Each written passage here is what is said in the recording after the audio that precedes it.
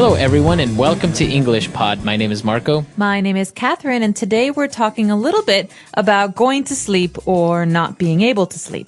That's right. We are having some sleeping problems, and we're actually going to check out a couple of words related to this topic right now on Vocabulary Preview. Vocabulary Preview. Okay, so the first word is actually the technical word that describes being unable to sleep. It's called insomnia. Right. So if you have insomnia, it means that you can't fall asleep. You can't sleep. Okay, so this is a pretty serious condition. For example, if you have insomnia and you don't sleep for 3 or 4 nights, you're not going to do very well at work, right? Right. Or if you're studying, you're tired at school, you can't concentrate. So it's a very big problem. What's that other word, though? We have insomnia, but we also have another interesting disorder. Right. If somebody is able to sleep but walks while they're sleeping, that person is called a sleepwalker. That's right. And you don't actually just have to walk to be a sleepwalker. Right. You can do any number of strange things like basically acting like you're awake when you're not. Exactly. So some people get up and walk, actually go outside. Some people get dressed. Some people even go downstairs and cook. Yeah, that's right. And the worst is the people who eat because they gain weight and they don't know why. Exactly. So sleepwalking is what you do. And if you do this, you're called a sleepwalker. Okay, sleepwalk is the verb. Sleepwalker is the noun or the person. All right, so we've taken a look at 2 words that we're going to find in our dialogue today. Why don't we go now and listen to the dialogue for the first time?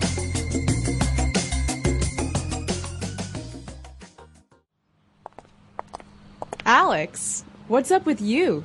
You look dreadful. Hey, Jill. I don't know. I've been having trouble sleeping these past few weeks.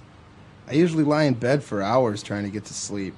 I've tried stretching and different breathing techniques before going to bed.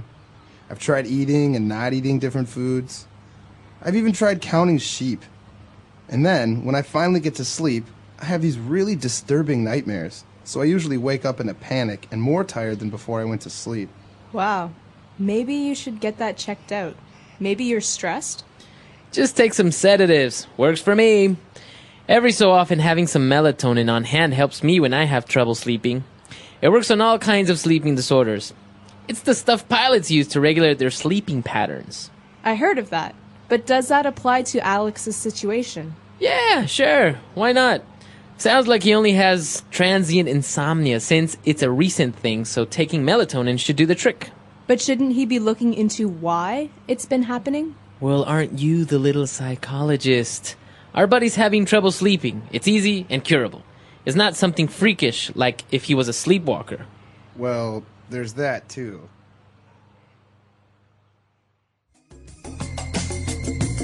All right, we're back. So obviously this person not only has insomnia, but also has nightmares, sleepwalks, a mess. That's right. And you can tell when someone hasn't been sleeping well. They have that look like there's bags under their eyes or they just look really tired. And so the friend here says, Alex, you look dreadful. That's right, dreadful. So this is an adjective and it's a way to describe someone that looks terrible. You look horrible. You look tired. You look sleepy.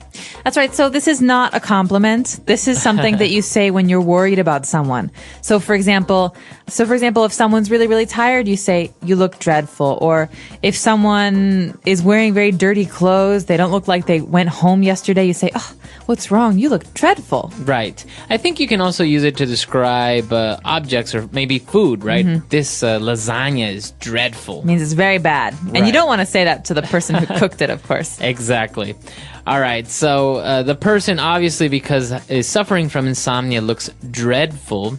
And he was explaining what he does to try to fall asleep. For example, counting sheep, stretching, and he also said that he tried different breathing techniques.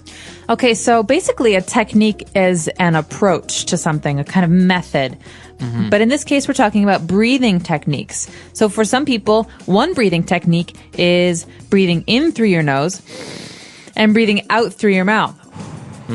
like that. So that's one kind of technique. So a technique, as you say, is a way of doing something. Yes. So breathing techniques are different ways of breathing. So maybe you will relax, so maybe you'll fall asleep, things like this. Exactly. It's one of those things that you might learn about in a yoga class, for example. There's different breathing techniques. Right, and you can combine techniques with other words as well, adding the ing. For example, you have walking techniques, maybe to put less stress on your knees, or running techniques, swimming techniques. I think there's a technique for almost everything. Just about anything you can do, there's a technique for it, I think. Yeah, for sure. All right, and well, moving on, he was talking about his nightmares, and he described his nightmares as disturbing. He has disturbing nightmares. Okay, well, I think this is an important word to cover here, Marco, because we've heard the verb to disturb before. Like, I'm sorry to disturb you. It means I'm sorry to bother you. But disturbing is an adjective. It describes something that makes me very uncomfortable, right? Right. So, for example, a lot of times in the news, we see very disturbing images, car accidents or fires or bombs. And what's disturbing is when you see human beings who have been hurt. So, images that make you really uncomfortable or sad, these are disturbing. Exactly. So disturbing nightmares are nightmares that are not very pleasant. They make him scared maybe or uncomfortable. Right. Like a dream, for example, where your parents die. It's pretty disturbing. Exactly.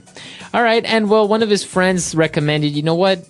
Stop with all of this. Just take some sedatives. Okay, so sedatives are a kind of medicine that help a person relax or that help make a person tired. Right. So I think it comes from the verb to sedate. Yes. And basically that is to calm down, to tranquilize. That's right. So in this case, we're talking about a person, but you can also give an animal sedatives. For example, if you want to take your dog on an airplane, the dog needs to relax, you give it some sedatives. Exactly. And I think when he mentioned a specific name of a sedative, it's melatonin. That's right. So melatonin, melatonin is a chemical that our bodies naturally produce that help calm us down. And so a lot of pharmaceutical companies or drug companies sell melatonin in a pill form. It's a chemical that helps you relax. Exactly. So obviously if you take melatonin, you're going to feel sleepy or you're going to be very relaxed and you're going to fall asleep a lot easier. Well, hopefully. Hopefully. That's right. So, and well, the whole thing that we've been talking about, insomnia, sleepwalking, these are called sleeping disorders. Right, or you might also hear the term sleep disorders. They mean problems with sleeping. So people who either cannot fall asleep, or people who have bad dreams, or people who sleepwalk. Exactly. So a disorder is something of an illness or a condition that is not normal. So for example, as you said, a sleeping disorder or a sleep disorder, it means that you're not able to sleep properly or normally. But there are other kinds of disorders, right?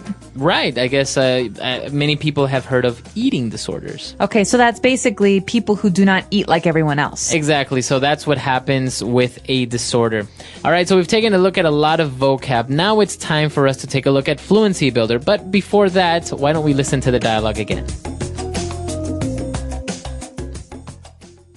Alex, what's up with you? You look dreadful. Hey, Jill. I don't know. I've been having trouble sleeping these past few weeks. I usually lie in bed for hours trying to get to sleep. I've tried stretching and different breathing techniques before going to bed. I've tried eating and not eating different foods. I've even tried counting sheep. And then, when I finally get to sleep, I have these really disturbing nightmares. So I usually wake up in a panic and more tired than before I went to sleep. Wow. Maybe you should get that checked out. Maybe you're stressed? Just take some sedatives. Works for me. Every so often, having some melatonin on hand helps me when I have trouble sleeping. It works on all kinds of sleeping disorders. It's the stuff pilots use to regulate their sleeping patterns. I heard of that. But does that apply to Alex's situation? Yeah, sure. Why not? Sounds like he only has transient insomnia since it's a recent thing, so taking melatonin should do the trick. But shouldn't he be looking into why it's been happening? Well, aren't you the little psychologist? Our buddy's having trouble sleeping. It's easy and curable.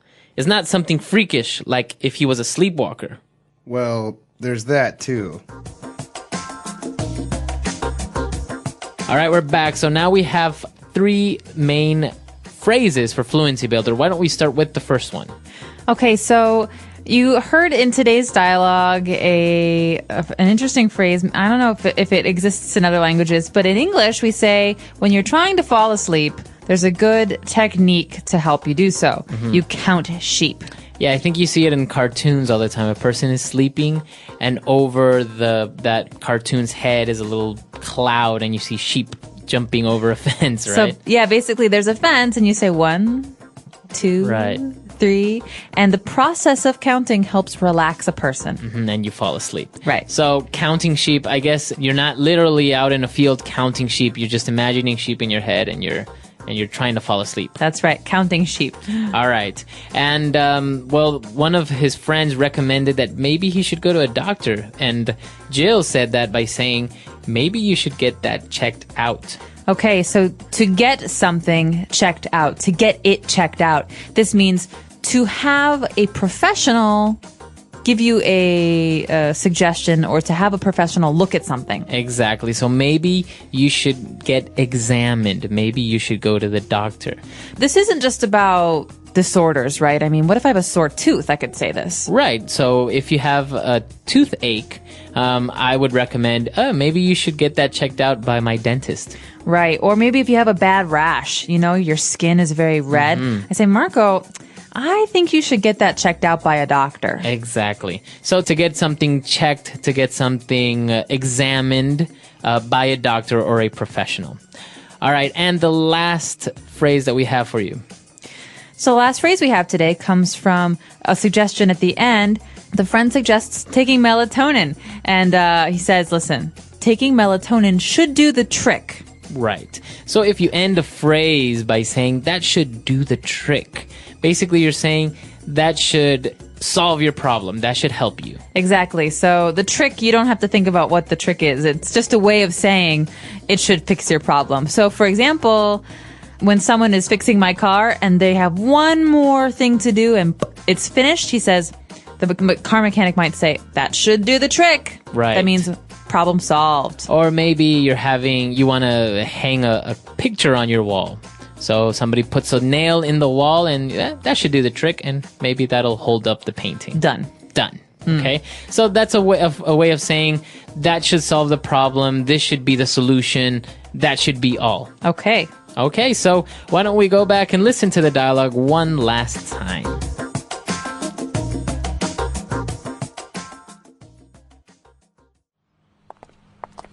Alex, what's up with you? You look dreadful. Hey, Jill. I don't know. I've been having trouble sleeping these past few weeks. I usually lie in bed for hours trying to get to sleep. I've tried stretching and different breathing techniques before going to bed. I've tried eating and not eating different foods. I've even tried counting sheep. And then, when I finally get to sleep, I have these really disturbing nightmares. So I usually wake up in a panic and more tired than before I went to sleep. Wow. Maybe you should get that checked out. Maybe you're stressed? Just take some sedatives. Works for me. Every so often, having some melatonin on hand helps me when I have trouble sleeping. It works on all kinds of sleeping disorders. It's the stuff pilots use to regulate their sleeping patterns. I heard of that. But does that apply to Alex's situation? Yeah, sure. Why not? Sounds like he only has transient insomnia since it's a recent thing, so taking melatonin should do the trick. But shouldn't he be looking into why it's been happening? Well, aren't you the little psychologist? Our buddy's having trouble sleeping. It's easy and curable. It's not something freakish like if he was a sleepwalker. Well, there's that, too.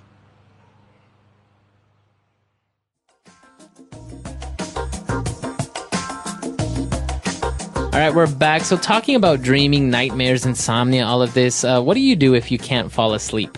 I don't really have this problem personally because fall asleep anywhere. I could fall asleep anywhere, anytime. I've heard some people take like warm milk before going to sleep. Yes, some people take milk, although I also heard that dairy products before bedtime can make you have nightmares. Oh, really? If you eat cheese before bed. I've heard that as well. I've heard that if you have seafood before bed, you'll have nightmares as well. But actually, have you ever had a dream when you are doing something and you wake up in the middle of that? Yes. I remember once I was dreaming, I was drinking a soda. And all of a sudden I woke up and I had my hand like in the air, like doing the action of me actually drinking the soda. Actually, sometimes this happens to me when I'm falling asleep.